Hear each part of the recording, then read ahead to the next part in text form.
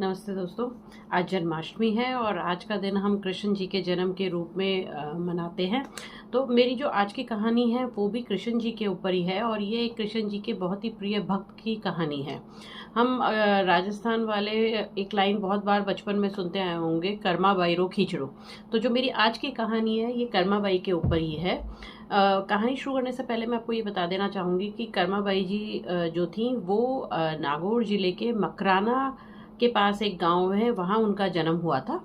और कहानी कुछ इस तरीके से है कि एक बार जो कर्मा बाई हैं वो बचपन में हमेशा ये देखा करती थी कि जो उनके पिताजी हैं वो सुबह सुबह पहले कृष्ण जी को जो है भोग लगाते हैं और उसके बाद ही जो है खुद अपना भोजन ग्रहण करते हैं।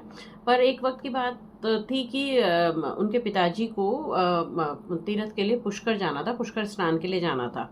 वो साथ में उनकी कर्माबाई की माँ को भी लेकर गए और वो ले जाना कर्माबाई को भी चाहते थे, पर उन्होंने सोचा कि अगर पूरा घर हमने खाली कर दिया तो पीछे फिर कृष्ण जी को भोग कौन लगाएगा। तो इसलिए वो कर्माबाई को नहीं लेकर गए अपने साथ में और वो और उनकी पत्नी पुष्कर स्नान के लिए चले गए। जाते वक्त उन्होंने कर्माबाई से कहा कि हम लोग तो जा रहे हैं पर तुम घर का ध्यान रखना और रोज सुबह कृष्ण जी को भोग लगाने की जिम्मेदारी हम तुमको दे के जा रहे हैं। पहले कृष्ण जी को भोग लगाना और उसके बाद ही तुम जो है अपना भोजन ग्रहण करना। तो कर्माबाई उम्र में छोटी थी और कच्ची थी दिमाग से, तो उन्होंने बोला कि ठीक है पिताजी, मैं ऐसा ही करूँगी।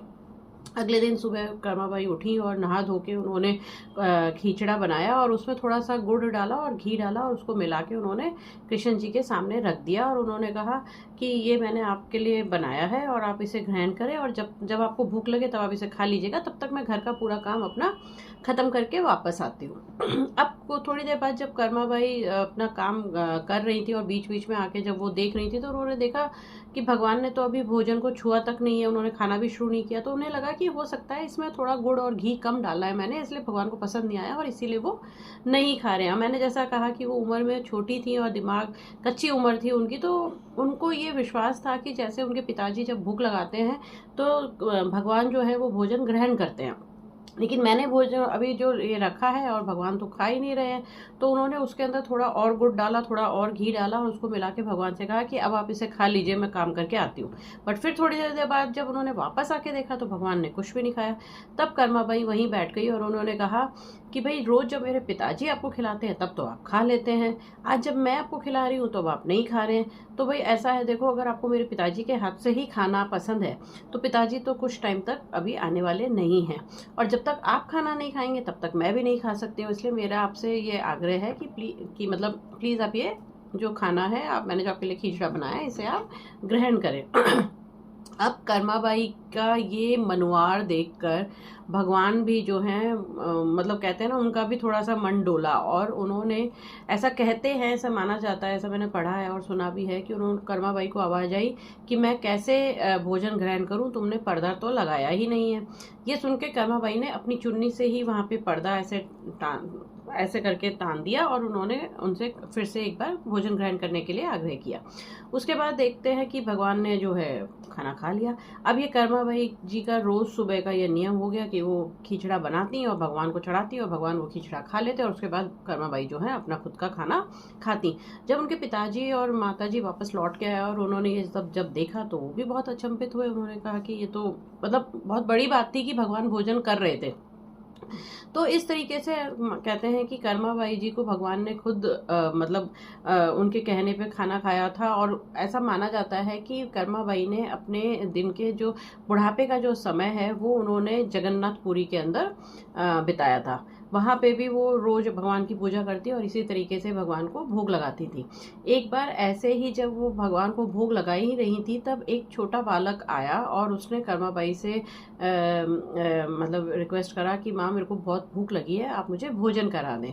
और कर्माबाई उस वक्त जो है कृष्ण जी को भोग लगा ही रही थी तो उन्होंने उसे भी, बालक को, वो खिचड़ा दे दिया और वो बच्चे ने उसको खाना खाया और बहुत ही मन से खाना खा के वो चला गया। और फिर उस बालक का भी ये रोज का नियम हो गया कि वो रोज सुबह आता और कर्माबाई के हाथ का खिचड़ा खाता और तृप्त होकर वहाँ से चला जाता।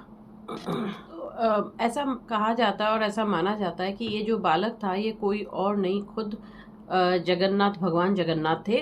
क्योंकि जिस दिन कर्माबाई जी का देहांत हुआ उसी दिन रात को पंडित वहाँ के जो पुजारी हैं उन्हें भगवान जगन्नाथ दिखाई दिए और उन्होंने कहा कि वो बहुत ही दुखी हैं क्योंकि उनकी जो परम भक्त हैं कर्माबाई, उनका देहांत हो गया है और वो रोज़ सुबह उन्हें खिचड़ा खिलाया करती थी, तो अब उन्हें ये खिचड़ा कौन खिलाएगा। और दूसरा, ऐसा भी कई लोग मानते हैं और कहते हैं या देखा है, सुना है कि जिस दिन उनका देहांत हुआ था उस दिन भगवान जगन्नाथ जी की मूर्ति की आंखों में से आंसू बहे थे। तो ये सब एक मान्यता है या जो मतलब जो कहा गया है वो ही मैं आपको बता रही हूँ।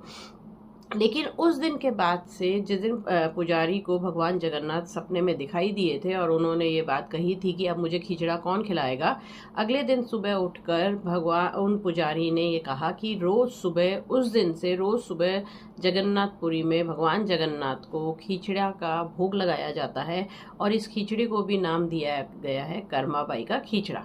तो ये कहानी मैं आप लोगों को सुनाना चाहती थी, जो कि बहुत ही पुरानी कथाओं में बहुत ही फेमस कहानी है और कई लोग इससे अवगत भी होंगे, पर हो सकता है कई लोग नहीं सुनी हो, इसलिए मैंने आपको आज ये जन्माष्टमी के पर्व पे ये कहानी सुनाई है। आशा करती हूँ आपको पसंद आई होगी। अगर पसंद आए हैं तो मेरे चैनल को लाइक कीजिएगा और सब्सक्राइब कीजिएगा। Thank you.